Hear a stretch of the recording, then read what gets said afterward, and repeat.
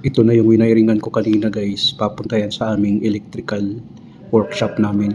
Yan yung electrical workshop namin. Nag-wiring ako. Nagbato lang ako ng power supply na single phase power supply. Diyan ko kinonek.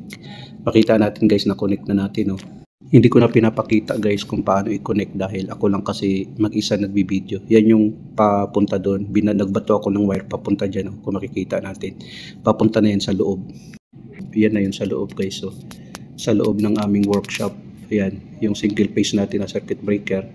Tapos naglagay din ako ng outlet na single phase na mayroon siyang ground. Yung mayroon siyang earth. Yung ano. Tapos ngayon, ang gagawin natin, kunan natin ang voltahe. No? I-setting natin sa 750. I-try natin ngayon kung mayroon bang voltahe siya. Ngayon, i-try natin tingnan guys. No? Mayroon siyang voltahe to 20 volts kasi nakasetting yung multimeter natin sa 750 volts.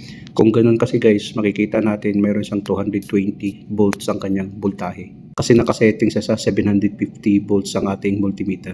Kung ilagay natin sa 250 volts guys, ang reading niya guys ay 220 volts pa rin. Kasi nakasetting siya sa 250 volts ang ating multimeter. Ang reading niya ay hanggang 220 volts.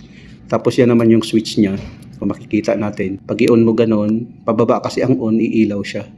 Medyo late lang ang response ng kanyang ilaw dahil ano kasi makaluma pa kasi yan, may starter pa, hindi kasi LED yan na ilaw.